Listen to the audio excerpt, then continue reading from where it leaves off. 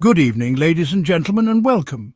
Tonight, we delve into a most curious what if, a scenario that blends the grandeur of the Victorian era with the marvels of modern technology. Picture, if you will, the year 1888. The air is thick with the scent of coal and the sound of horse-drawn carriages. Queen Victoria, God bless her, is on the throne. Her reign is a symbol of stability and progress. The British Empire spans the globe, its influence reaching far and wide, from the bustling streets of London to the distant lands of India and Africa. But something is different, something revolutionary is afoot. Imagine the spirit of innovation that defined the era, but with a twist. What is this marvel, you ask? What could possibly add to the wonders of steam engines and telegraphs? The Internet, dear viewers, the Internet, a network that connects people across continents in the blink of an eye, but not as we know it. This is an Internet powered by steam and ingenuity, a marvel of Victorian engineering. Imagine a world where Charles Babbage is the Bill Gates of his time, his analytical engine the precursor to our modern computers. Buckle up, dear viewers, this is going to be a fascinating ride. A journey through a parallel universe where the Victorian age meets the digital age. Imagine a world where news from India arrives in London not in weeks but in seconds. The speed of information transforming society. Imagine debates swirling not just in Parliament, but in digital salons accessible to almost anyone who can read. A democratization of knowledge and ideas. Intrigued? I thought you might be. Stay tuned as we explore this fascinating blend of history and technology. Think gears and cogs. Imagine the intricate dance of metal parts, each one playing a crucial role in a grand mechanical symphony. Now, I know what you're thinking. Stephen, old boy, how can you have the Internet without microchips and Silicon Valleys? How can a world powered by steam and coal even dream of achieving such a feat? Well, dear viewers, necessity is the mother of invention, or so they say. The Victorians were nothing if not resourceful, always pushing the boundaries of what was possible with the technology at hand. Imagine a network of pneumatic tubes powered by steam crisscrossing the globe like a spider web spun by a particularly ambitious arachnid. These tubes would be the veins and arteries of a new kind of communication system. Messages encoded on punch cards whiz through these tubes, connecting continents at the speed of thought, or at least a very fast train. Imagine the thrill of sending a message from London to New York in mere minutes. It's a system that would make Brunel and Stevenson proud. These pioneers of engineering would marvel at the ingenuity and ambition of such a network. Of course, this early Internet wouldn't be without its quirks. The technology of the time was far from perfect, and there would be plenty of challenges to overcome. Imagine waiting for a particularly large file to download, the steam hissing, the gears grinding, the whole contraption threatening to shake itself to pieces. The noise alone would be enough to drive one mad, but slow and unreliable or not, it would still be revolutionary. The very idea of being able to communicate across vast distances in real time would change the world forever. It would connect the world in ways never before imagined, laying the groundwork for the digital age we live in today. The Victorian Internet, a marvel of steam and ingenuity, would be a testament to human creativity and determination. Now, every good technological revolution needs its pioneers, its visionaries, its hackers. Oh yes, viewers, even in our steampunk cyberspace there would be those who see the rules as mere suggestions. Imagine Ada Lovelace, the mother of programming, using her skills not to calculate Bernoulli numbers but to create the world's first computer virus.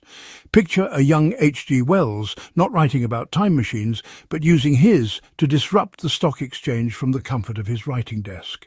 These digital pioneers, these Victorian hackers, would be a curious bunch, a mix of mathematicians, engineers and perhaps the odd bored aristocrat or two. They would gather in smoky backrooms, exchanging code and ideas in hushed tones. These are the people who would shape this new digital frontier for better or worse.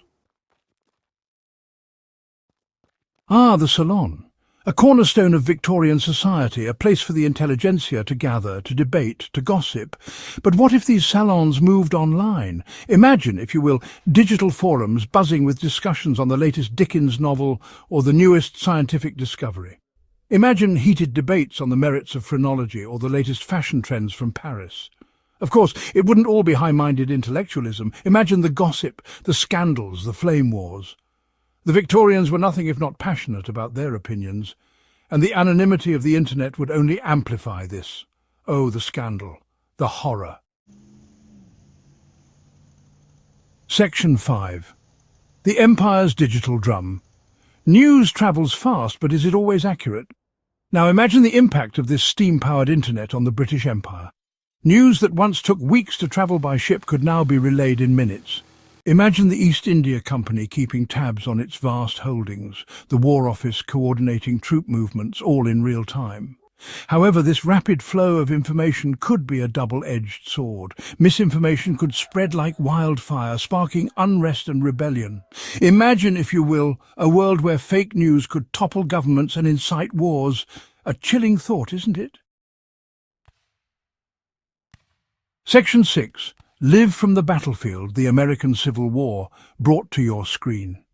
Speaking of wars, imagine the American Civil War, but with live updates from the front lines beamed directly into Victorian living rooms. Imagine the horror of Gettysburg, the siege of Vicksburg, all unfolding in real time. Would this gruesome spectacle change public opinion? Would it hasten the end of the conflict? The very notion of war reporting would be revolutionized. Journalists, armed with their trusty cameras and telegraphy machines, would become the eyes and ears of the world. The fog of war would be lifted, replaced by the harsh reality of conflict, beamed directly into the homes of everyday citizens. Section 7. Eureka on the ether scientific breakthroughs in the age of steam-powered search engines. But it's not all doom and gloom, dear viewers. Imagine the wonders this steam-powered internet could bring to the world of science. Imagine Darwin sharing his theories of evolution with the world, not through a book, but through an online forum. Imagine the debates, the discussions, the acceleration of scientific progress, the ability to share information instantly, to collaborate with colleagues across continents, would usher in a new era of scientific discovery. From medicine to astronomy, the possibilities would be endless. Imagine a world where the cure for polio, the secrets of the atom, are discovered decades ahead of their time, all thanks to the power of the internet. Section 8. A Day in the Life. From gaslight to digital light, how would daily life change? So, viewers, let's step into the shoes of a typical Victorian citizen in this alternate 1888. Imagine waking up not to the sound of a rooster crowing, but to the hiss of your pneumatic message delivery system. You open your morning paper, which now includes a section dedicated to the latest news from the digital world. After breakfast, you head to your job, perhaps at a factory or an office.